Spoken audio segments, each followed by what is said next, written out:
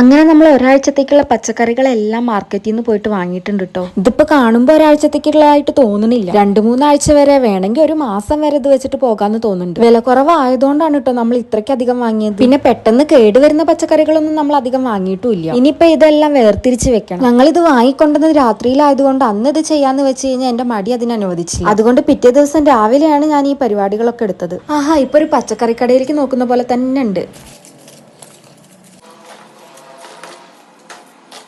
മാർക്കറ്റിൽ നിന്ന് കുറച്ച് ചേമ്പിന്റെ കിഴങ്ങ് കണ്ടപ്പോൾ അത് വാങ്ങിയിട്ടുണ്ടായിരുന്നു. ഇവിടെ അതിന് കിലോന് 100 രൂപയ്ക്കാണ് വില കുറച്ച് കിട്ടിയപ്പോൾ നമ്മൾ വാങ്ങി. തക്കാളിക്ക് പിന്നെ ഇവിടെ എല്ലാവരുടെയും 10 രൂപയാണ് കേട്ടോ വില. പിന്നെ ഒരു 1/2 kg നെല്ലിക്ക വാങ്ങി. ജ്യൂസ് അടിക്കുക, ഉപ്പിലിടി എന്തെങ്കിലുമൊക്കെ ചെയ്യാതെ. നെല്ലിക്കയുടെ ഇടയിൽ 2 നാരങ്ങയുണ്ട്. പിന്നെ ഇത് ഞാൻ ഉപ്പിലിടാൻ വേണ്ടി വാങ്ങിയ ക്യുക്കുംബറാണ്. വില കുറച്ച് കിട്ടിയപ്പോൾ കുറച്ച് ചെറുള്ളി കൂടി വാങ്ങി. ഇത് ചോറിന്റെ കൂടെ ഇങ്ങനെ വെറുതെ പച്ചക്ക് കഴിക്കാൻ എനിക്ക് ഭയങ്കര ഇഷ്ടം. അങ്ങനെ ചെറുള്ളി പോയിട്ട് ബീൻസ് വന്നു, അതിനുശേഷം ഗ്രീൻ പീസ് വന്നു. ഇനി ഈ ഗ്രീൻ പീസ് നേരാക്കി എടുക്കലാണ് വലിയൊരു ടാസ്ക്. എനിക്കൊരു മണിക്കൂർ എടുത്തതൊന്ന് നേരാക്കി കിട്ടാൻ. നേരാക്കിയിട്ട് ഇതേപോലെ കാണുമ്പോൾ നമുക്ക് വേറൊരു ലെവൽ സാറ്റിസ്ഫാക്ഷൻ ആണ് കേട്ടോ. അപ്പൊ ഇന്നത്തെ വീഡിയോ അത്രേ ഉള്ളൂ. ടാറ്റാ.